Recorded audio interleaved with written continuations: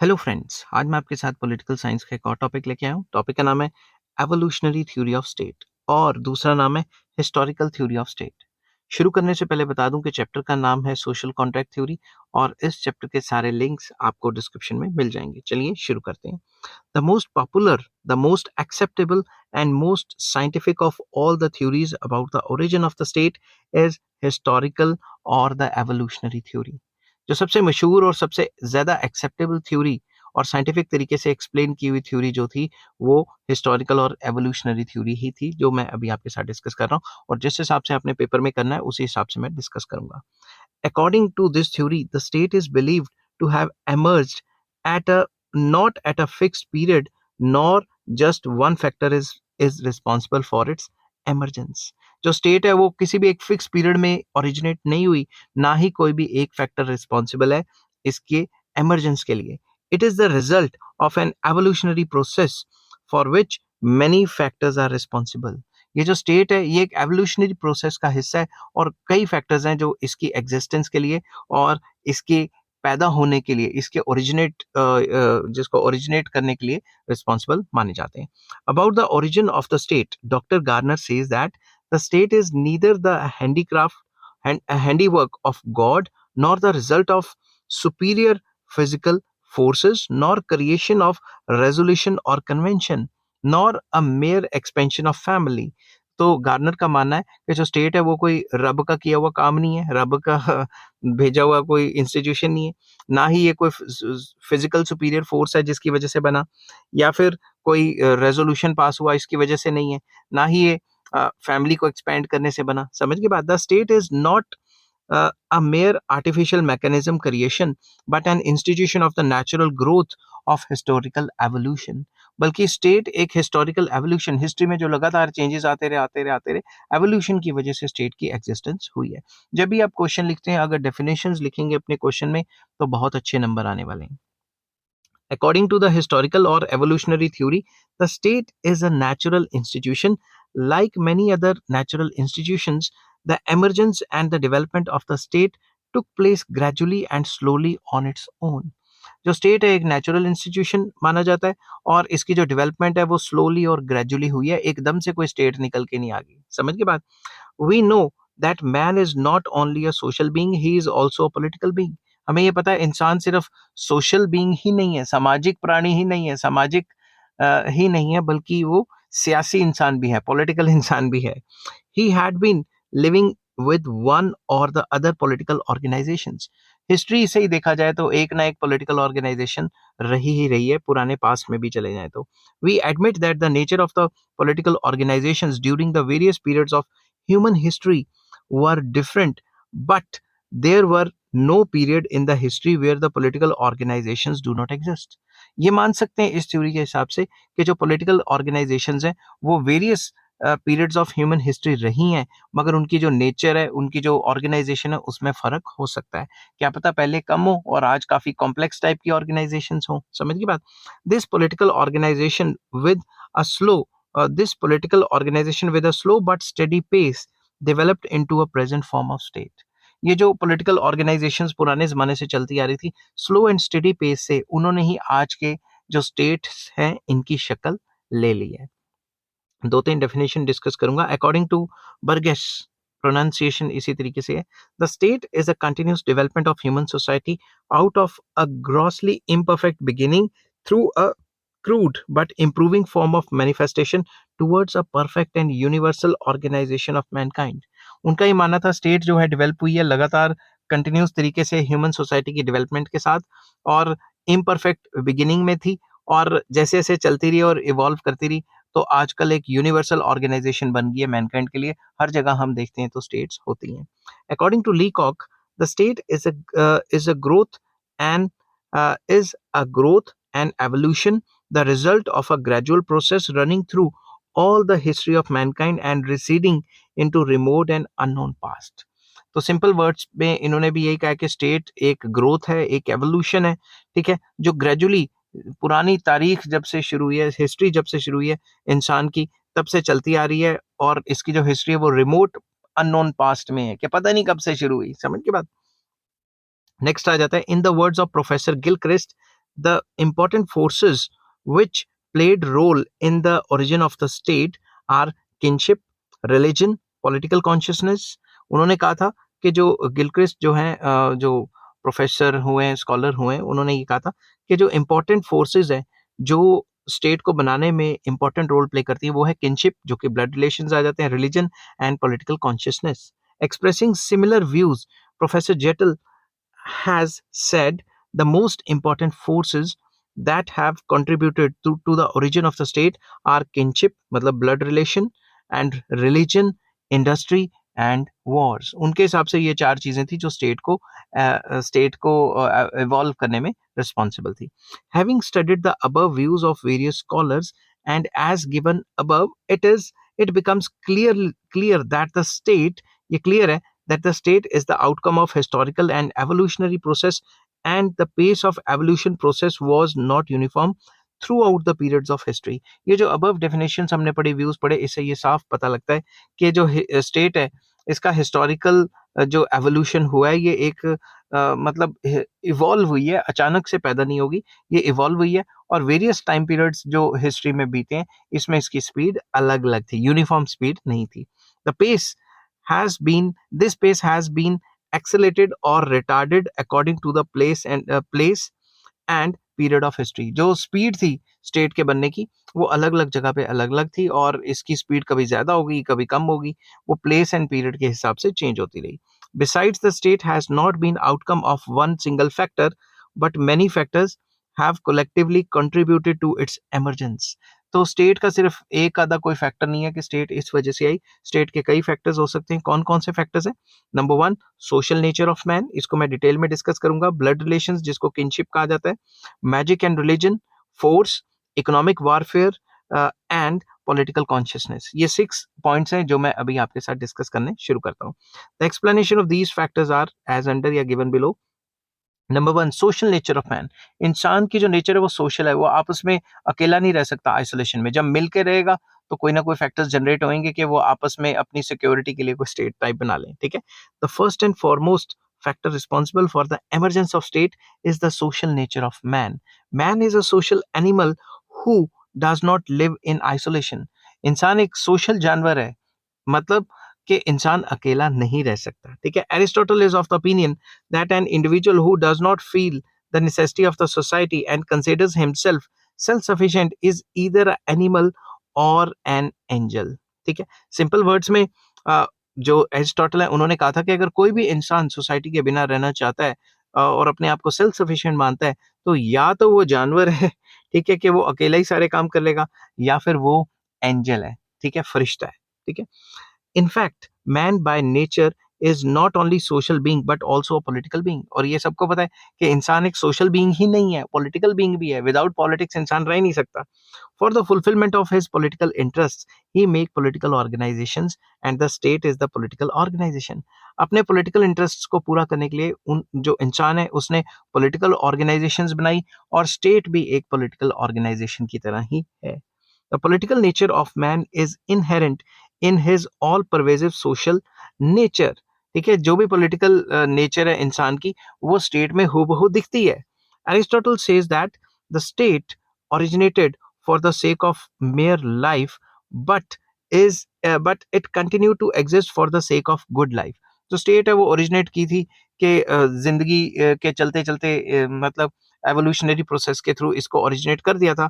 But अब जो state है ये एग्जिस्ट लगातार कर रही है, स्टेट खत्म नहीं होती, स्टेट्स चलती रहती हैं for the sake of good life. मतलब इंसान की जो जो अच्छाई है या फिर इंसान की जो गुड लाइफ है, इंसान की जो वेलफेयर है, उसके लिए स्टेट्स चलती रहती हैं. एक स्टेट खत्म हो जाएगी वो किसी और में मिल जाएगी या बड़ी हो जाएंगी, मगर स्टेट ओवरऑल तो चलती रहेंगी. ठीक है. Thus, it is clear that the genesis of the state are inherent in the very nature of man. इंसान की नेचर के अंदर रग रग के अंदर स्टेट धसा हुआ है. ठीक है. Had man been not a social animal, he would not have cooperated with others. Others would have not made political organizations, and the state would not have emerge. अगर इंसान एक सोशल एनिमल ना होता तो ना ही वो किसी से कोऑपरेट करता, ना ही पॉलिटिकल ऑर्गेनाइजेशन बनाता और ना ही स्टेट की इमरजेंस होती। तो एवोल्यूशनरी थ्योरी में पहला पॉइंट यही है सबसे मेन, कि भाई जो इंसान है उसकी जो सोशल नेचर है उसकी वजह से ये जो स्टेट है वो एमर्ज होके आई है। सेकंड आ जाता है किनशिप और blood relations, very important. Kinship is the oldest and the firm bond with which organises people in the groups. जो ब्लड रिलेशंस है ये सबसे इंपॉर्टेंट बॉन्ड है कि लोग अपने जो खूनी रिश्ते होते हैं उनको निभाने के लिए अपने आप को ऑर्गेनाइज करते हैं, अपने आप को प्रोटेक्ट करते हैं। It has significantly contributed in inspiring cooperation among the people. लोगों के बीच में कॉपरेशन होना या कॉपरेशन ना होना, उसकी सबसे मेन वजह खूनी रिश्ते भी आ जाते हैं। ज्यादातर ये देखा गया कि जो खूनी रिश्ते हैं उनमें कॉपरेशन होता ही होता है, मगर आजकल के हिसाब से मत कहना कि भाई भाई भाई से लड़ रहा है, ठीक है, वो एक अलग सिचुएशन है। तो मैं थ्योरी की बात कर रहा हूँ जो इस थ्योरी ने कहा है। Family is based upon blood relations and the family is known as the first and the important unit of the earliest society. जो फैमिली है वो किस पे बेस्ड होती है? ब्लड रिलेशंस पे। और जो फैमिली है वो सबसे पहला यूनिट माना गया है अर्लीस्ट सोसाइटीज का। जो सोसाइटी बनने में सबसे पहला पार्ट फैमिली का ही था, ठीक है। Many scholars consider the family as the basis of the state, ठीक है। जो वो वही बात जो मैंने बताई कि जो फैमिली है वो एक बेस है स्टेट का, ठीक है। कई फैमिलीज मिलके स्टेट बनी। In this connection the eminent American sociologist MacIver says kinship create society and society at length create state. जो मैकेलवर है उनका ये मानना था कि जो किनशिप है, ब्लड रिलेशन है, उन्होंने सोसाइटी बनाई और सोसाइटी आगे चलते चलते स्टेट का फॉर्म बन गया। The family embodies certain characteristics whose presence is considered essential for the state. जो फैमिलीज हैं उनके कुछ करेक्टरिस्टिक्स होते हैं, उसकी कुछ खासियत होती हैं जिसकी वजह जो स्टेट को पैदा करने के लिए काफी जरूरी हैं। क्या क्या है? It was with the blood relations that the institutions like family, clan, the tribe and the castes came into existence. जो ब्लड रिलेशंस है आगे चल के वो बड़ी बड़ी फैमिली बनी, क्लैन बना पूरा का पूरा, ट्राइब्स बनी और कास्ट बनी आगे, डिफरेंट कास्ट, जिनकी वजह से स्टेट एग्जिस्ट करती है। It cannot be stated with the absolute certainty about the sequence, the matriarchal or the patriarchal family or the clan and the family coming into existence prior और after each other. ये नहीं कहा जा सकता कि पहले मैट्रियचल फैमिली थी या पैट्रियचल फैमिली थी या पहले क्लैन की बात हुई या किसकी बात हुई। ये क्रोनोलॉजिकली नहीं कहा जा सकता कि पहले कौन सी चीज आई, but it can be stated with certainty that kinship has greatly contributed to the human unity. और बट ये तो सब कह सकते हैं कि किनशिप या फैमिली के जो ब्लड रिलेशंस होते हैं इनकी वजह से ह्यूमन सोसाइटी में यूनिटी बनी। थर्ड पॉइंट आ जाता है magic and religion, very important. Magic and religion historical सा पॉइंट है ये। In the remotest past the man feared the objects of nature. पुराने जमाने में इंसान को किसका डर होता था? कुदरत का डर होता था, नेचर का। ही believed in magic, thereafter the individual developed a sort of reverence for the objects of the nature and this transformed into a religion. शुरुआत में इंसान किससे डरता था? कुदरत से डरता था। और कुदरत में कभी बिजली कड़क गई, कभी तूफान आ गया, इन सारी चीजों से डरता था।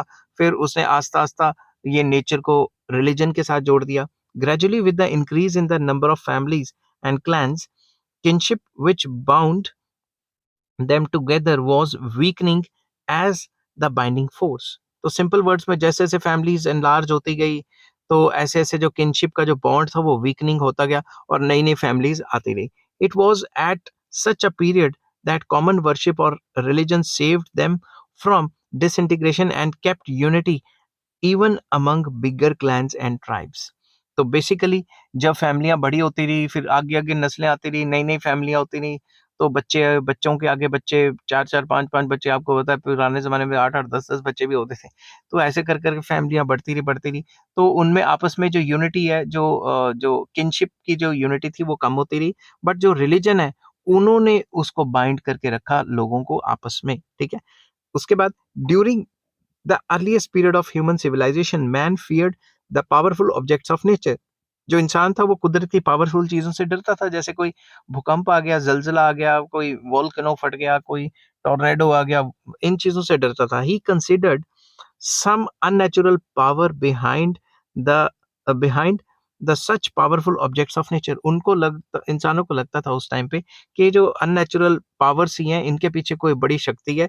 The rising of the sun, the change of seasons, the flash of lighting and the storms used to make man fear. इंसान को सूरज उगता था, डूब जाता था, उससे भी डर लगता था, ठीक है ना, फियर करता था, क्योंकि साइंटिफिक नॉलेज उस टाइम पे नहीं थी। फिर जब कोई भी सीजन चेंज होते थे तब भी वो सोचता था पता नहीं क्या हो गया, बिजली कड़केगी तो भी वो डर जाता था, तूफान आते थे तो भी वो डर जाता, क्योंकि उस टाइम पे तो साइंस एंड टेक्नोलॉजी इतनी ज्यादा डेवलप नहीं थी। The fear gave birth to magic in the first instance and religion later on. जो फियर होता था उससे फिर मैजिक शुरू कर दिया, कईयों ने लोगों को बेवकूफ बनाना शुरू कर दिया, और बाद में लेटर ऑन रिलीजन भी आ गया, ठीक है।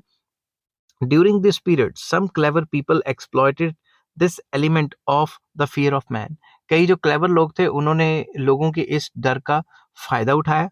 They devised certain taboos to arrest the fury of storms and lightning, that is offering of sacrifice. तो कईयों ने ये टैबू शुरू कर दिया, मतलब कोई ऐसा कल्चर शुरू कर दिया कि भाई ये कोई फलां फलां बलि चढ़ाओगे, कुछ सेक्रीफाइस करोगे, अपनी चीजों को सेक्रीफाइस करोगे या फिर किसकी बलि चढ़ाओगे, तो ये रब खुश हो जाएगा और ये चीजें बंद कर देगा। उन्होंने तो अपनी दुकान चलानी थी।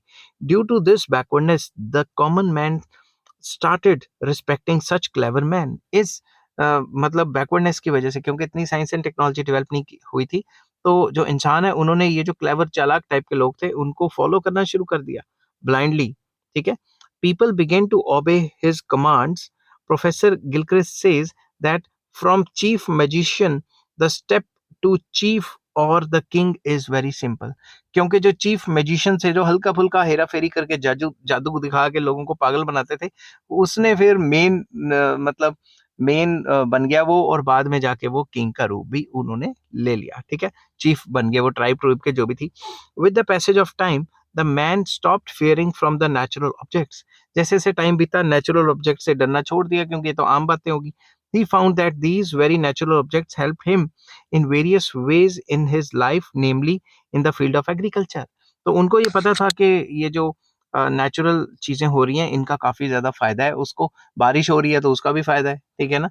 तो कुदरत है उसका फायदा ही है इंसान को। जैसे जैसे पता लगा वैसे वैसे इंसान को नॉलेज ज्यादा से ज्यादा गेन हुई। Man then began to worship these objects of nature. इंसान ने इनकी पूजा करनी शुरू कर दी। These objects of nature like sun, moon, wind, rain, etc. were given the status of gods. मैंने goods लिख दिया, मैं यहाँ gods लिख देता हूँ, gods। तो हुआ क्या कि ये जो सूरज, चांद, बारिश, हवा, इनको रब का स्टेटस दे दिया और इनकी पूजा करनी शुरू कर दी। The magician was replaced by the priest and gradually magic gave place to the religion. तो जो पुराने जो मैजिशियन थे वो प्रीस्ट बन गए, और ग्रेजुअली जो मैजिक था वो रिलीजन की शेप में आ जाता है। This gave birth to the institution of priest king. इससे क्या हुआ, जो प्रीस्ट होते थे वही किंग माने जाते थे, ठीक है। The king of Rome was the chief priest. We can say that with absolute certainty that during the ancient period of human history, religion played a significant role in civilizing the uncivilized people, in forging the unity among the primitive people, and in order to inculcate the feeling to obey orders of the superiors. Simple words में इसको conclude किया गया कि हम ये certainty से कह सकते हैं कि जो रिलीजन है उसने ह्यूमन हिस्ट्री में काफ़ी इंपॉर्टेंट रोल प्ले किया है, कि जो सिविलाइज लोग अनसिविलाइज लोग हैं, जो अनसिविलाइज थे उनको सिविलाइज में बनाया, ठीक है, और जो लोग हैं उनके यूनिटी क्रिएट की, और लोगों की लोगों का जो डर है वो बनाया ताकि वो सुपीरियर्स को हमेशा फॉलो करें, क्योंकि ये थ्योरीज में माना जाता था कि जो राजा है वो रब का भेजा हुआ बंदा है, उसके अंदर डिवाइन पावर्स होंगी, जिसको डिवाइन थ्योरी ऑफ स्टेट भी कहा जाता है, ठीक है। नेक्स्ट पॉइंट आ जाता है फोर्स, मतलब जोर जबरदस्ती। जोर जबरदस्ती भी एक चीज रही है कि जोर जबरदस्ती से जिसके पास पावर थी उसने लड़ाइयाँ करके स्टेट बना दी, ठीक है। Force contributed significantly in bringing the unity among the people of different religion and tribes, and thus cause the emergence of a state. जोर जबरदस्ती से भी हमने लोगों के बीच में यूनिटी बनाई और स्टेट को फॉर्म किया। Many scholars are of the view that wars begets the king. कई लोग मानते हैं कि जब वॉर होती है तो जो हारता है वो तो मर जाता है और जो जीत जाता है वो किंग बन जाता है। A king who won a victory in the battlefield against the other kings used to hold those territories. मतलब दो दो राजों के बीच में लड़ाई होगी, जो जीत गया वो उसका कब्जा दूसरे पे भी हो जाएगा, तो वो और बड़ा किंग बन जाएगा, तो एक टाइप की स्टेट की फॉर्म ही होगी ना। The supporters of the theory of force asserts that the force has had been a significant factor not only in the origin but also the development of the state. तो जो इस theory को support करते हैं, force को support करते हैं, वो ये कहते हैं कि फोर्स से ओरिजिन तो हुआ ही हुआ है स्टेट का, बट डेवलपमेंट भी हुआ है. जो ज्यादा फोर्सफुल स्टेट्स हैं वो अपने आप को ज्यादा डेवलप कर पाई. आज की एग्जांपल है अमेरिका की एग्जांपल है, रशिया की एग्जांपल है. During 19th century the British people were able to establish an extensive colonial empire in the world through the use of force and violence. Example दिया कि ब्रिटिशर्स ने किस तरीके से कॉलोनीज बना बना के वर्ल्ड के डिफरेंट कंट्रीज में गए और उनका खून पिया. ठीक है. Many other strong powers followed the footsteps of the British. जो बाकी कंट्रीज थी, जर्मन जुर्मन, उन्होंने भी जो है पोर्तुगीज वगैरह, उन्होंने भी अपनी कॉलोनीज बनानी शुरू कर दी. बाद में जापान ने भी बनानी शुरू कर दी. समझ की बात. An impartial and deep study will reveal that the basis of the contemporary state is also force. तो अगर हम इम्पार्शियल या डीप स्टडी करेंगे तो आजकल के हिसाब से भी जो स्टेट है उसका जो मेन बेस है वो फोर्स ही है. जैसे रशिया ने यूक्रेन के ऊपर हमला कर दिया, अब कितनी टेरिटरी वो अपने पास रख लेगा. आज के हिसाब से जब मैं वीडियो बना रहा हूँ तो पता नहीं, अब आप 5 साल बाद देखेंगे वीडियो तो क्या पता कितनी वीडियो जो एरिया वो कवर करके जो है रशिया के बीच में ले आए. It is through the use of force that the state is able to maintain law and order within its boundaries and is also able to protect the boundaries from external forces. ये external force, तो ये force ही तो है जिसकी मदद से with in the state law and order भी maintain किया जाता है, और फोर्स की मदद से ही जो एक्सटर्नल जो इन्वेजन है उसको रोका जा सकता है. समझ की बात. तो फोर्स जो है वो काफी इंपॉर्टेंट चीज मानी जाती है. नेक्स्ट पॉइंट आ जाता है economic warfare. Various economic factors like the institution of private property, the institution of slavery and agriculture, etc., have greatly contributed to the emergence of state. जो स्टेट है उसकी आने की वजह इकोनॉमिक वॉरफेयर भी है. ठीक है. इकोनॉमिक्स भी काफी इंपॉर्टेंट वजह है, क्योंकि इंस्टीट्यूशंस लाइक प्राइवेट प्रॉपर्टी आ गई, स्लेवरी का इंस्टीट्यूशन आ गया था, फिर एग्रीकल्चर आ गया था, और ये सारी चीजें एमरजेंस होके ये स्टेट को देती हैं. क्योंकि इंसान इकोनॉमिक्स के अंदर क्या करेगा, गुड्स एंड सर्विसेज का एक्सचेंज करेगा, सारी चीजें खुद तो बना नहीं सकता, फिर कमाई भी करनी है. अब इन चीजों को सेफगार्ड करने के लिए क्योस फैला रहेगा अगर कोई रूल्स रेगुलेशंस नहीं होंगे, तो इस वजह से भी तो स्टेट ओरिजिनेट हुई है ना. In the very first stage of the civilisation man was mere hunter, later he became a shepherd, thereafter learned the art of agriculture. शुरुआत में इंसान क्या था, शिकार करके खाता था, बाद में क्या बना, चराहा बन गया कि भेड़े बूढ़े पाल ली और गायें पाल ली और उनको घुमाना शुरू कर दिया. बाद में एग्रीकल्चर आ गया उसको, तो वो एग्रीकल्चर भी करना शुरू हो गया, फिर एक फिक्स जगह जगह पे रहना शुरू कर दिया उसने. For the purpose of hunting he possessed certain weapons which constituted his property. जब वो हंटिंग करता था तो उसके पास जो वेपन्स होते थे वो उसकी खुद की प्रॉपर्टी होते थे. Thereafter he became a shepherd and the rearing of animals became his profession. फिर उसने एनिमल्स पाल लिए, शेफर्ड बन गया. ठीक है.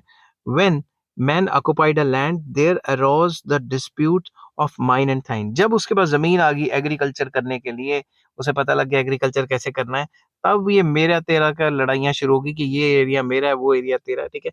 It was felt that leader of the tribe should be armed with such powers as to resolve property and land disputes of the members of the tribes. फिर ये सोचा गया कि जो ट्राइब का लीडर है उसके पास इतनी पावर्स होनी चाहिए कि वो इन सारे डिस्प्यूट्स को सॉल्व कर सके. दस with the growth of institution of property the need of social discipline and control also correspondingly increased. जैसे जैसे प्राइवेट प्रॉपर्टी का इंस्टीट्यूशन आया वैसे वैसे, ताकि लड़ाइयाँ ना पड़े, सोशल डिसिप्लिन का भी जो है और सोशल डिसिप्लिन एंड कंट्रोल इसको भी इंक्रीज करना था. इस वजह से स्टेट आस्ता आस्ता इवॉल्व हुई. Fix territory is an essential attribute of the state. जो स्टेट आपको मैंने पहले भी बताया था, स्टेट के जो 4 फैक्टर्स हैं उसमें में से फिक्स टेरिटरी तो स्टेट की होनी चाहिए ना. It came into being with the emergence of the institution of the private property. तो प्राइवेट प्रॉपर्टी होगी तभी तो फिक्स प्लेस होएगी.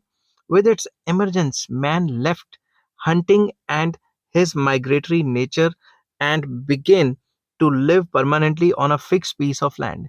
जैसे उसको पता लगा एग्रीकल्चर कैसे करनी है, उसने एक परमानेंट जगह पे रहना शुरू कर दिया, हंटिंग हुंटिंग छोड़ दी, और जो एक फिक्स जगह पे रहेगा तो उसकी जमीन हो जाएगी, फिर कोई और कब्जा ना करे उससे भी बचाना पड़ेगा. ठीक है. With the development of agriculture cannibalism also died and institution of slavery came into existence. जैसे जैसे एग्रीकल्चर डेवलप हुआ, कैनिबलिज्म मतलब लोग एक दूसरे को जो मार मुर के खा रहे थे पुराने जमाने में, ठीक है, कैनिबलिस्ट जिनको कहा जाता है, वो चीजें खत्म हो गई और इंसान ने अगली जो दौर है वो आया स्लेवरी का, कि एक दूसरे को गुलाम बना के रखना शुरू कर दिया और काम कराना शुरू कर दिया दूसरों से।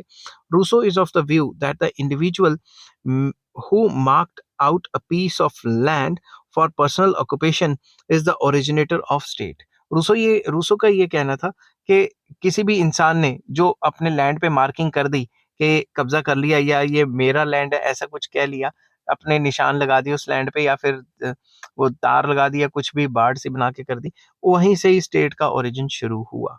People began to live as social beings in a fixed piece of land and their economic interaction began।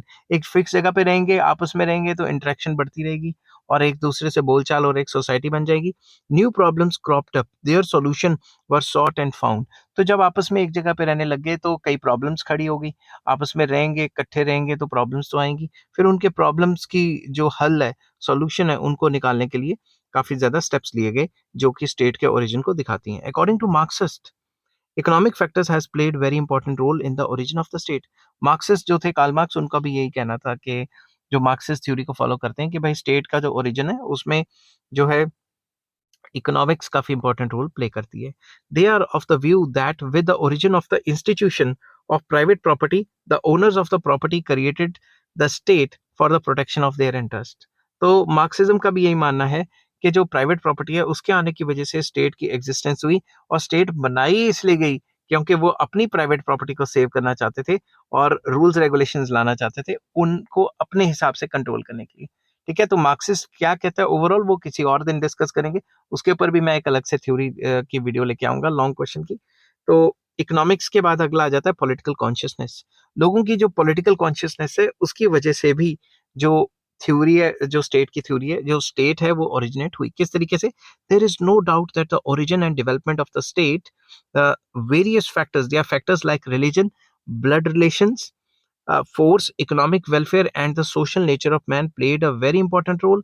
Yet, we cannot ignore the important role of political consciousness। जो स्टेट है उसकी बनने की कई वजह, कई फैक्टर्स जो ऊपर मैंने बताए वो तो थे ही, मगर नो डाउट, हम इसमें कोई डाउट नहीं है कि अगर इंसान पॉलिटिकली कॉन्शियस ना होता तो फिर तो वो किस तरीके से स्टेट बनाता। ठीक है, the political consciousness develop slowly and similarly the state has develop. जैसे जैसे स्लोली पॉलिटिकल कॉन्शियसनेस बढ़ी वैसे ही आस्ता आस्ता स्टेट डेवलप हुई।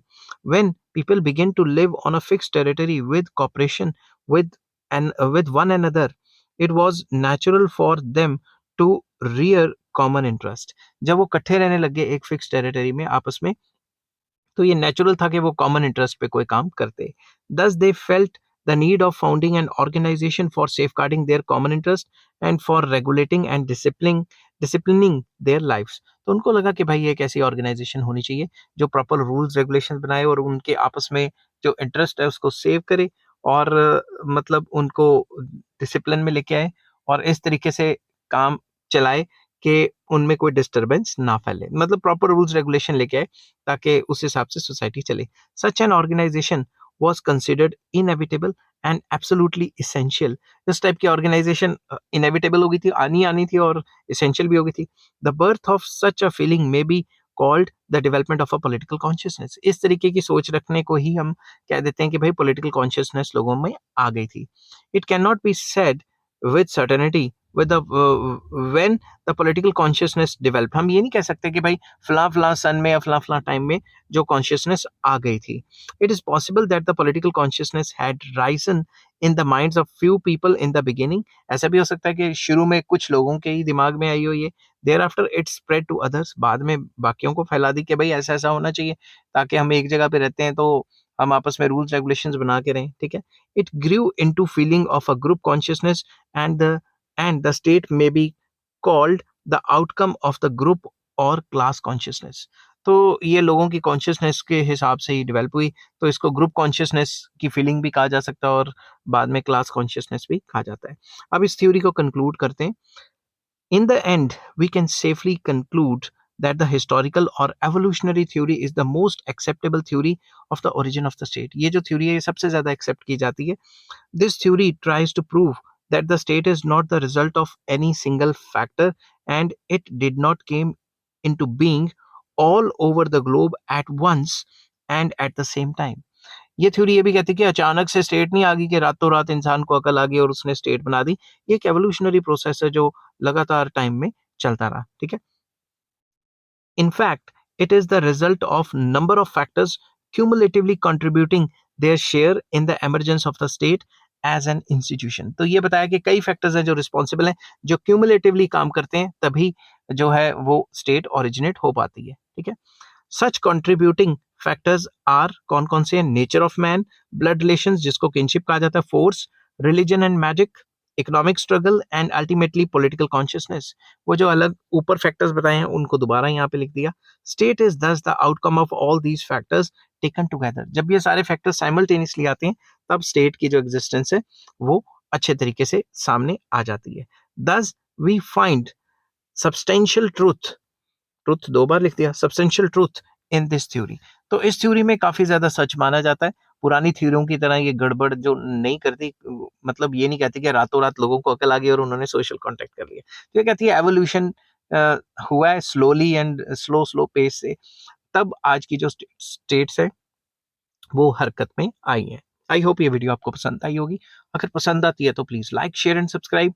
इस चैप्टर के सारे लिंक्स आपको डिस्क्रिप्शन में मिल जाएंगे। Take care, bye bye.